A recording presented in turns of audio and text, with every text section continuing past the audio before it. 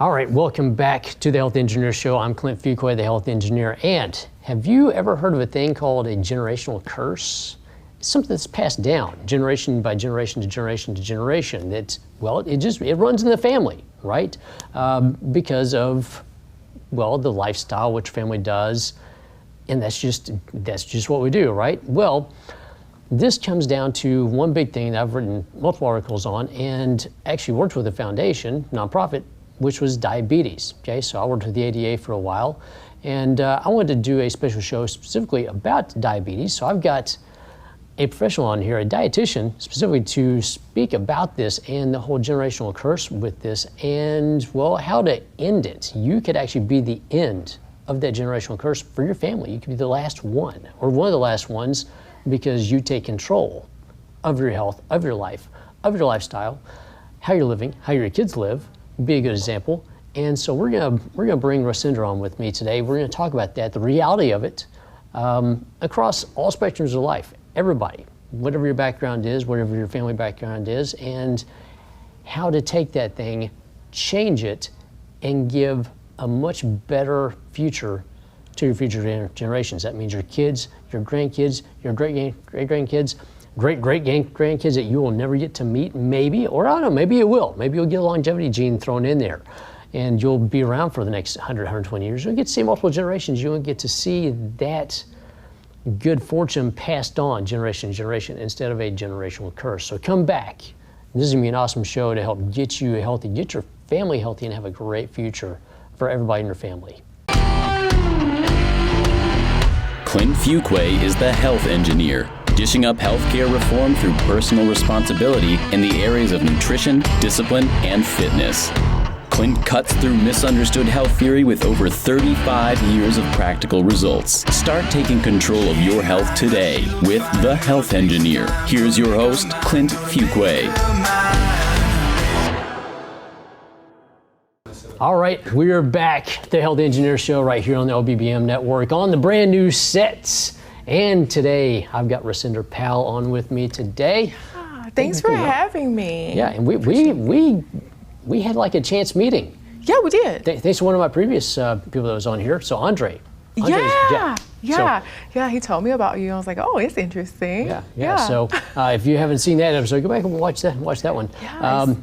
Yes. So he introduced both of us, and because he's like, you gotta meet her, you gotta meet him. So because Andre's a great guy. Oh my, he's well connected and knows everyone, and so yeah, definitely amazing. Yes, he does. So I wanted to bring you on because, well, I wanted to do a show specifically about diabetes, weight, and everything else, because I mean it's a big issue, pun intended, very much, pun intended.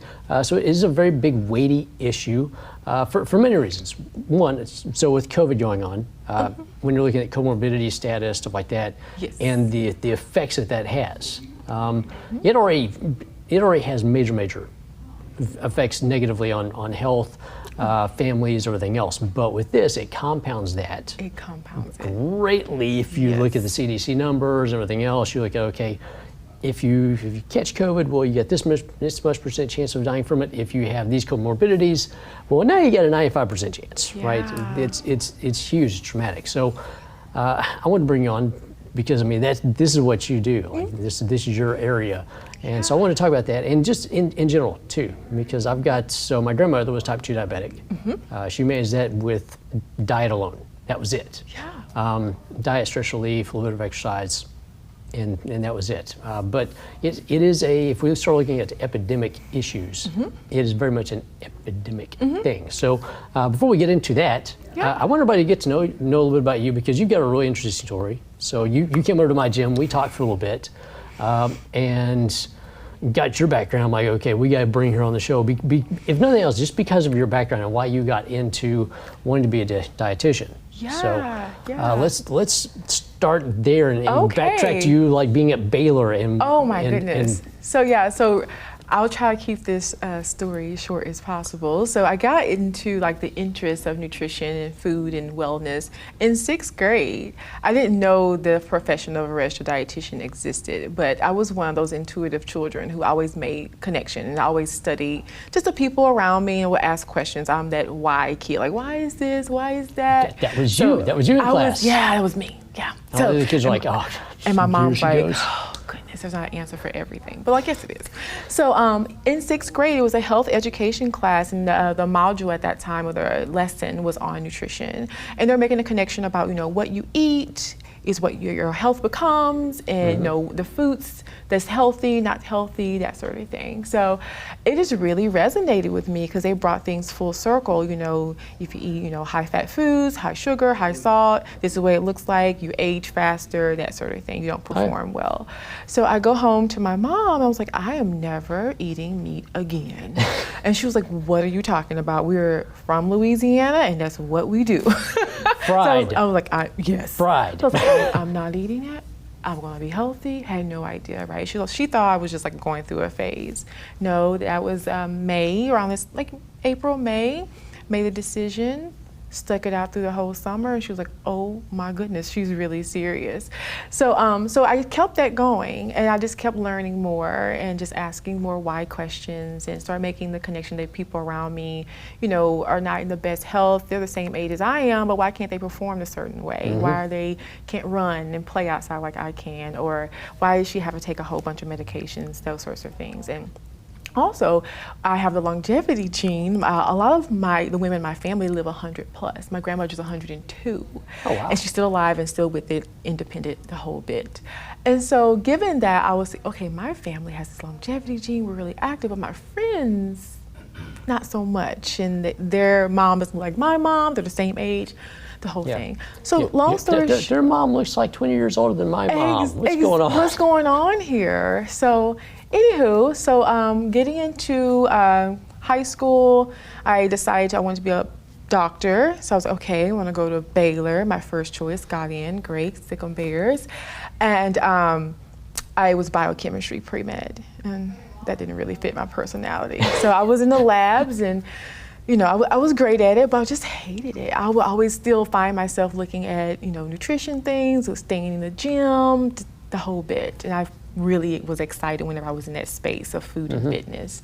So I had a discussion with my counselor, pre-med counselor, and he was like, you can be any degree and just have a concentration in pre-med. He couldn't even finish the sentence. I was like, I'm out.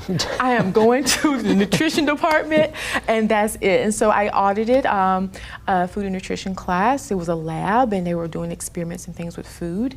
I was like, this is my space. And so it just came full circle. And from there, I learned about food and nutrition, just learned everything I could about it. And close to the end of my degree, I learned there was a dietitian internship program, and I ended up getting accepted to TWU and did their dual program, where I got my master's and my registered dietitian deal at the same time. And then worked in hospital, corporate, now I have my own private practice. And so my love is diabetes. And particularly in the African American community, that is that's a heavy hitter, huge, right? Yes. And simple things that we can adjust and tweak, that can either prevent or delay the onset. And if you have prediabetes, just put that bad boy in remission, like just get away with it. So it became really 30, 60 days. Absolutely. So I became really passionate about that because the science made sense to me, and it was very practical. These little things you can do to put this into remission. And then weight loss is another big deal with me. I'm really good at helping people just figure out their why around food. Not eat this, eat that. Most people know what they need to eat, right? But just helping them live the life that they're capable of versus the life that they're living now around their weight. So I put all that together because more times than not, if you have a diabetes issue, you have a weight issue, so they go hand in hand. So that's how all of that came together. And then with the diabetes part in the African American community, whenever becoming a registered dietitian, there weren't that many that looked like me. Only 2.82% of dietitians are African American. That's been a big story. Yeah. In all medical disciplines, right? But I mean, really, truly, because you're at the heart of what's going on, which is, like, here's the food you're eating, here's the cultural aspects, and here's the culture thing, that's great. How about we start improving and changing that culture? Absolutely. Because we can do that. We can make the adjustments, 100%. And just getting back to the roots of our culture, a lot of it has been westernized, in terms of the foods that we eat. But soul food wasn't, created to be unhealthy. That wasn't. It's more plant-based is how it started. Meat was a luxury and all of that. So just really understand, how can we make those healthy tweaks in our diet, still preserve our culture, right? Not feel like, it's good food, bad food, or whatever, but what can we do? So I really love that. And also just the health disparities in our community, since there's not many people that look like me and understand the culture, then there's not access, or they are, our culture is like afraid to talk to someone that doesn't like, or you don't understand. And not saying that, those who are not, non-African American are coming off, with malintent, we're just not aware. So that was big for me. It's like, I want to learn as much as I can and help, so that way whenever I'm talking to people that look like me, it's relatable, they get the connection, and we start making changes, right? So back to what you were saying, just like 60, 90 days, absolutely. And whenever people work with me, I don't work with anyone shorter than 12 weeks.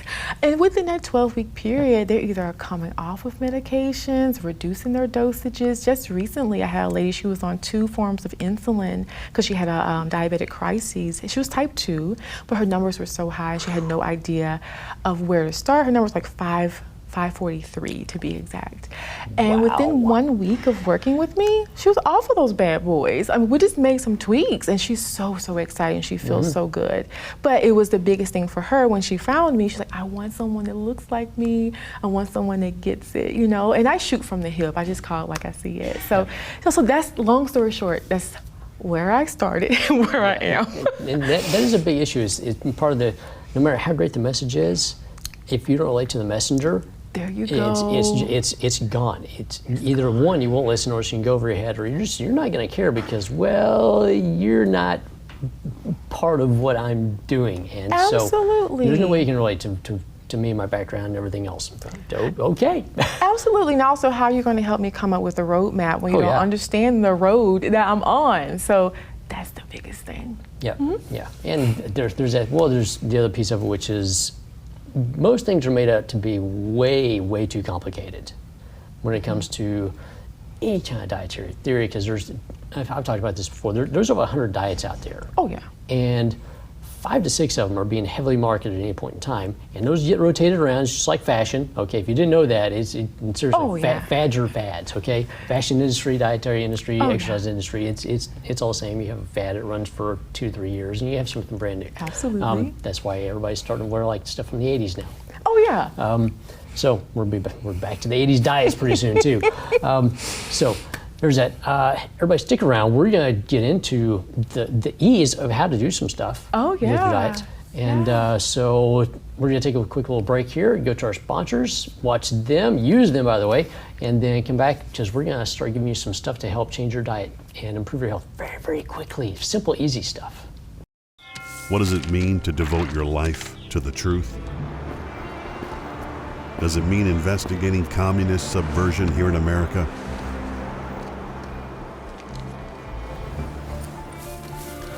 Does it mean exposing the deadly fentanyl crisis in the Midwest? We're spending late nights uncovering deep government corruption? Does it mean persevering over 20 years, even after 4 masked men set one of our printing presses on fire last year?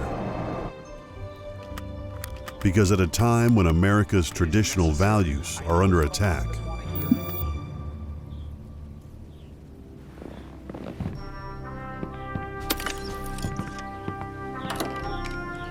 it's the responsibility of righteous journalists to uphold truth and tradition.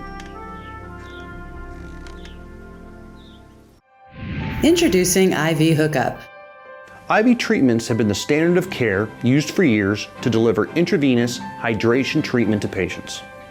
Our medical director has created a safe, industry standard protocol to efficiently support your wellness through IV vitamin hydration, including options for athletic performance, mood enhancement, general wellness, and hangover recovery. IV Hookup now offers full spectrum COVID-19 testing at reasonable prices. This means we can get you and your staff tested in a quick time frame.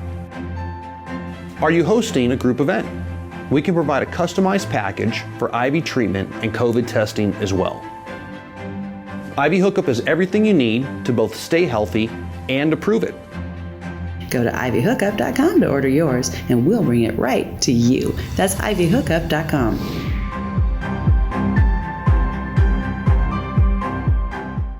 All right, we're back, and I hope you're ready. We're going to throw some nice, simple, easy tips out because, well, let's talk about fall because we're coming out of summertime right now. Yes. And summer's pretty easy to stay better in your diet because it's nice and hot outside. You're eating more salad, stuff like that, because you want more cool stuff or like cold pizza left over. It's a joke for everybody here in the room. Nothing wrong with that. But the fall is probably the worst, fall and wintertime, because it's sugar and spice everything. It's pumpkin spice. It's all the goody stuff. It's all the comfort foods. You're covered up, right? You're wearing multiple layers, unless you're in Dallas. Yeah, we don't do that we here. have a couple weeks. So for 2 weeks we get cold. But otherwise, let's talk about some of that, because I mean, if you can be good during that time of the year, it's like New York. If you can make it there, you can make it anywhere, right? Absolutely. So let's get into some of that, because that is the absolute worst time of the year as we start getting into that. Plus there's a whole metabolic shift that I don't want to get into, because that gets into the nitty gritty of it. Yeah, we can definitely go down that road, especially when Yeah. it comes to diabetes and which one starts raising its head, around certain seasons, because there are studies out there for that. So going to the first thing, we know that's the change in food and food availability and accessibility, all of that. The biggest thing I hear is like, oh, there's no fresh fruits and vegetables, we don't have much variety. In that, okay, there's always frozen. Frozen is okay. You got the fruits that you would normally eat fresh in the spring and the summer. Frozen is usually fresher than fresh is. Absolutely. Because it's flash frozen there. Absolutely. It's flash frozen. It's frozen at its most ripeness, and you're preserving those nutrients there. So opt for the frozen. But also, to still keep the food budget down, eat what's in season. If you're eating what's in season, the food budget would stay even keel. But the biggest thing I see, you do see the weight gain in the fall and the winter and that sort of thing there. But you have to look at your lifestyle, because if you're following a diet, it's not always going to be conducive to follow that diet in the winter and the fall, because you're going out, you have your gym, you have availability. That's why it's important to incorporate as a lifestyle. So if you're active all the time, you'll get creative. You'll start, dancing in the house, taking the stairs, doing some stair workouts, doing some push-ups. You'll figure it out. Yep. Also, the meal planning. If meal planning is part of your lifestyle, which anyone who has diabetes has the meal plan to be successful. Yeah, or at least they need to. Exactly, to keep their carbohydrates and things stable. So continue to meal plan. Also, hold yourself accountable. Build a tribe around you to where okay, my normal workout buddy, we normally meet up at the gym. Now we can't always do that. There's options. Let's do a Zoom call, let's check in with each other, still hold yourself accountable, especially whenever that shifts there. Yeah, I know the community aspect of that is huge, because being accountable to yourself is one thing. Being accountable to other people that are going to call you out on that part is even bigger, especially if you're in a family, you got a family unit, right? And then everybody's having to hold everybody accountable in the family, because everybody knows where everybody's weak points are. Yes. And it's much easier to keep people on track if you're all like in it together. Absolutely. Instead of one person in the family is going to do a diet. I'm doing my diet thing. Everybody else is like, okay, great. They've gone nuts for the next 2 weeks. Absolutely. Just bear with them. Absolutely, especially during this time of COVID. Yeah. This has been like our longest fall winter, because we've been stuck inside, similar to how we will be in the fall winter. And so you're around your family more, and if they tend not to have the best eating habits, you kind of slowly move into their eating habits as well. So as a practitioner, what I've seen is most people who had a genetic predisposition for diabetes, they may not have been aware of it. It showed its head during COVID, because that's when they put on those extra pounds. Well, so I've made jokes about catching the COVID-19, which is the COVID-19, and so there's been some studies coming out that the average weight gain was close to 15 to 20 pounds for most people. Yeah. Gen Z was actually the millennials. Millennials were the worst. They gained the most out of any demographic. They gained somewhere around 30 on average. Oh, wow. In the millennials, yeah. That's right, millennials. I'm talking to you. But yeah, there's been some interesting studies on that, because of you're stuck inside. There's a lot of Netflix and chill. And anybody that was already not moving around, they usually move around less, unless they decide to get on a health kick, which did happen. There's a lot of people that did, which was fantastic to see. I mean, those numbers are pretty cool to look at too. But yeah, from that standpoint, anybody that already had issues, yeah, they really just their lifestyle ramped up. pulled the trigger. So if you had genetic predisposition for your lifestyle, pulled the trigger. So you always go into, is it, can I avoid diabetes, or, or is it just something that, my lifestyle controls? It can. A lot of people have so many genetic predisposition for cancers and different autoimmune issues, diabetes, but if they are active, they eat well, keep their weight down, they never see it. Yeah. So this is nature versus nurture type deal. It's the little turning on and off of different genetic switches. Those switches. Yeah, we had a great conversation about first time we met. Yeah, absolutely. Okay, you've got your genetic code, right? And you've got these good switches and bad switches. Yeah. And if you keep on turning on the bad switches, bad stuff happens. If you turn on the good switches, good stuff happens. It's just everybody has different switches, and it's figuring out what things you do are you going to turn on, the good or bad stuff, and how to modulate that. Absolutely. So I always tell my clients, or those who may have weight issues, I always circle back to diabetes, because 1 in 3 individuals have prediabetes and not aware of it. So let's look at the people in this room, 1 in 3, somebody has prediabetes and not aware of it. So whenever someone coming to me about their weight issues, like I'll dig deep, like, hey, what's your family history? Like, oh, my mom had it, my sister had it.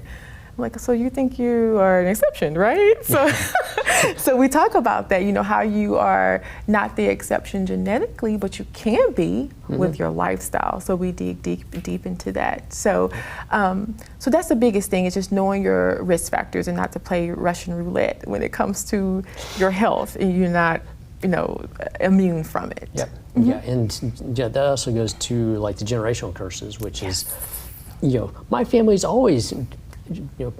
Bad health runs in my family. Was because nobody in your family runs. That old joke. But there is the piece of it where if you are doing bad things and you have all these genetic switches, all the bad switches are turned on, you're going to be passing that on to your kids, and they'll be passing it on to their grandkids, because you get the lifestyle thing of it too. Absolutely. Unless you're unhealthy and then your kids revolt and they live like a really healthy life. Imagine if that happened.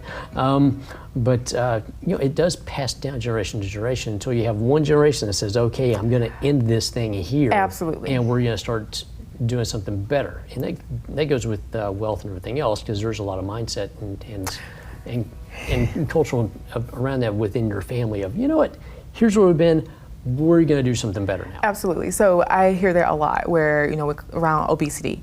Everyone in my family is obese. This is how we are. We have big bones. We have big genes. That sort. I hear that a lot. Like, okay.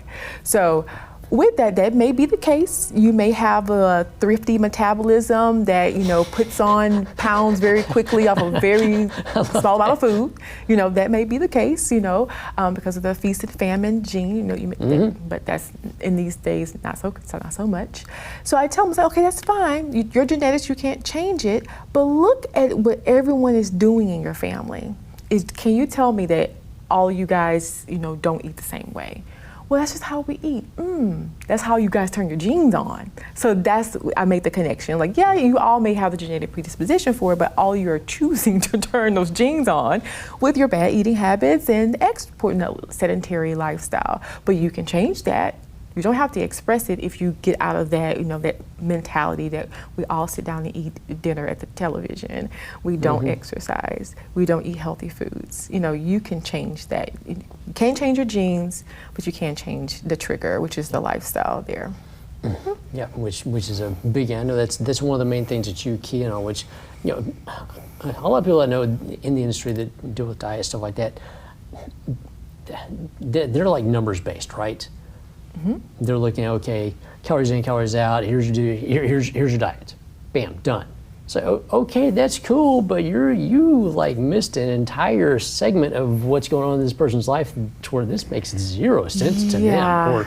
Or they're looking at that going, that's just impossible because of here's everything going on. Absolutely, it's not just calories in, calories out. The current studies are seeing that extra 500 calories a day, rack up 3,500 calories, that's a pound. Not so much. Some people can put on a pound eating 2,000 calories, excess. Or the types of food that they eat can just change their metabolic pathways and just how they metabolize food to where they become more fat stores. So it's a little bit more deeper. 200 calories of Kit Kats is not the same as 200 calories of apples. Absolutely, because at the molecular level, how your body responds to it and how those genes, turn on and off versus the apple versus the Kit Kat, it makes a huge difference. So I always educate my clients, like, I'm not really concerned about your calories, I don't care. I'm more concerned about your quality, what you're eating. So we dig deep into that. And I look at their labs, because I can see things, like what's going on. And it's like, hey, I see your food is here and your labs look like this. Beyond the cholesterol, all things, I'm looking at inflammatory markers, because inflammation sparks chronic disease. Diabetes, yes, it does. Tons of Greatly. inflammation there. So I look at their labs like, hey, let's fix this. Let's start bringing more of these things in. And they try to try me at some point, like, oh, I'm eating healthy, I can sneak up and eat a few Kit Kats, and then it shows up again. Like, oh, did I tell you you can't have that? Yeah. That's not good for your metabolic profile. So so that's what I do. I educate. I make it simple. I dig deep into those labs to where they understand, because most times physicians don't have enough time to go through that. And they don't really understand it to that level because they're not dietitians. That's why there's a profession for people to focus on that. They get one dietary course out of the 6 entire, weeks. Yes, that's it. It's not a good one. It's 6 weeks, and it could be an elective. Just it's not a good one, by the way. But that's why this profession exists, is to help people, understand what they're supposed to do. So it's very customized, very individualized. Yeah. So for anybody that wants to start digging deep and taking control of their health and having it actually relate to them in their life, yes. How do they get a hold of you? Yeah, several different ways. So I have a website, it's myrdwellness.com. So when you go there, you get to learn a little bit more about me. Also, you get to contact me, there to figure out, what it is you want to focus on. Is it weight management? Is it diabetes? Or is it just understanding your labs? You can find me there, and we can set up a time to talk there. So that's how you can find me. Or if you're on social media, I am @thenutritionlady_RD on Instagram and Russ Poe on Facebook. All right, very good. Y'all come back after these messages from our sponsors. We're going to do a little bonus round. We're just going to throw some questions out there for some fun. All right, we'll be back in a little bit. Thank you. The OBBM network acknowledges that this is a pivotal time in history, and it is clear the United States of America has been undermined by many of our elected officials for some time now. We want our local business audience to stand strong in the face of what we now understand, and to be empowered to grow our businesses on the local level beyond the limitations that have been imposed upon us. We believe it is in our national interest to inspire our communities through strong economic development, and additionally to hold our elected officials accountable for accurate representation of we the people. For that reason, we encourage you to go to WeStandForFreedom.com to learn about the National Write Your Congressman organization that has been the trusted communication tool for local communities for over 60 years. Learn how your representatives are voting. Understand the laws and regulations under consideration on the state and federal level before they are enacted at the county and city levels. Communicate directly with these officials and stand up for yourself, for by doing so, you will protect the communities you serve from tyrannical rule and unconstitutional reforms. The OBBM network is the premier voice for local business, and we take that responsibility seriously. The OBBM network has everything you need to grow and transition your business for success on popular syndicated podcast networks, Roku and other video channels, and the OBBM network app. We work for you, local business, and we've got your back. All right, we're back and we're into the bonus round. We're just going to throw some stuff out there. So for everybody out there, because there is some confusion, we had a little conversation about this a second ago.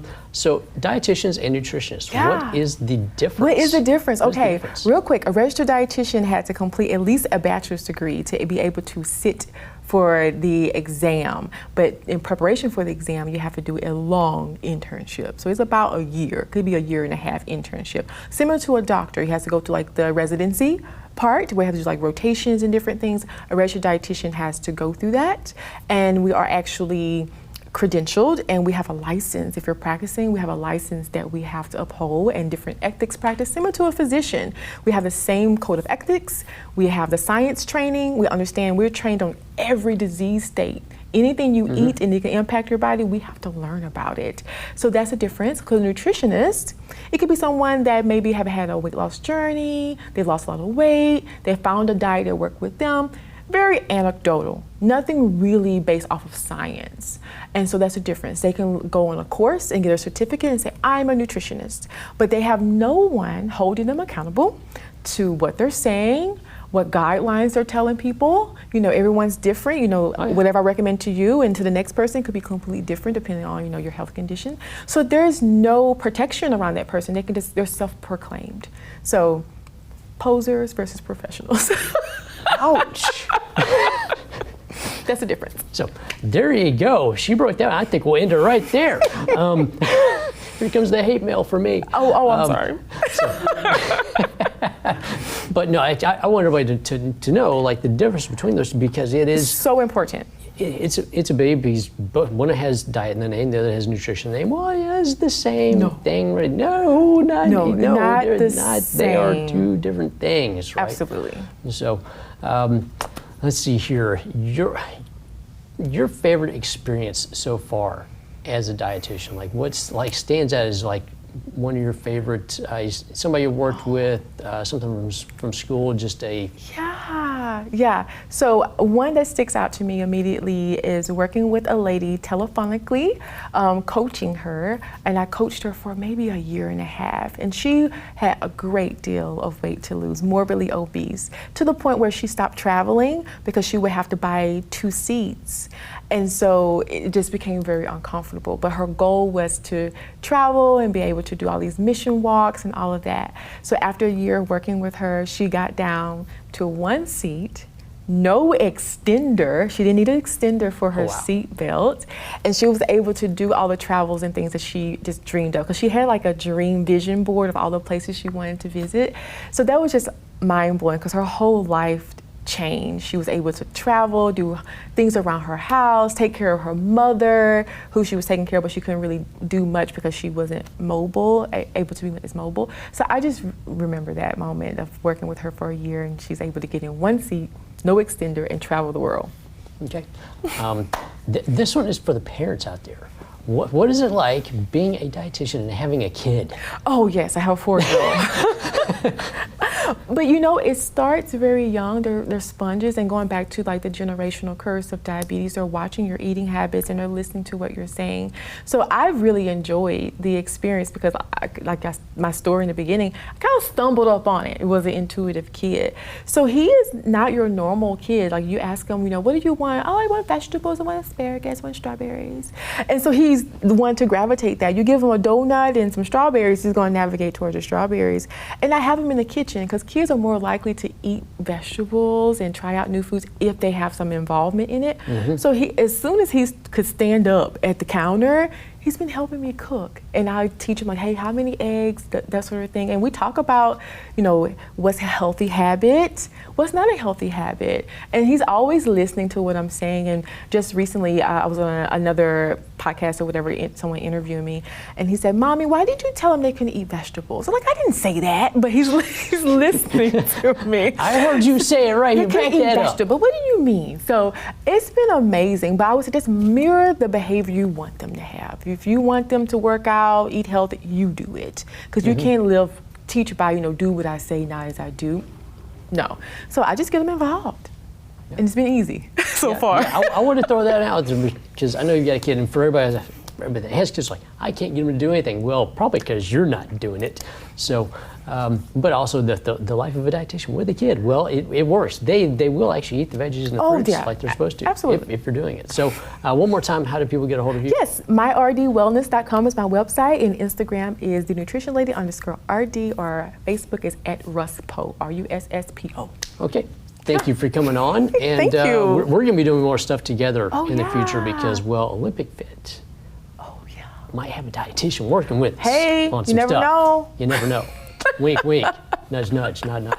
Anyway, so there you go. Thank you for coming on. Thank you so Great show. much. And for everybody else out there, thank you for joining us. Watch everything else here on the OBBM network. On the brand new stage, we got so much more coming to you on the new sound stages, everything that you don't see yet.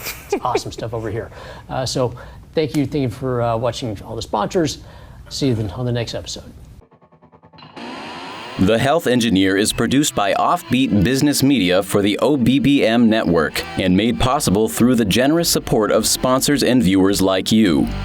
For program information, call 214-714-0495. The Health Engineer, Offbeat Business Media LLC, OBBM, network trademarks, and all portions of this broadcast are produced for the exclusive use of the OBBM network and affiliates, and may not be reproduced without written permission by Offbeat Business Media LLC. All inquiries are directed to call 214-714-0495.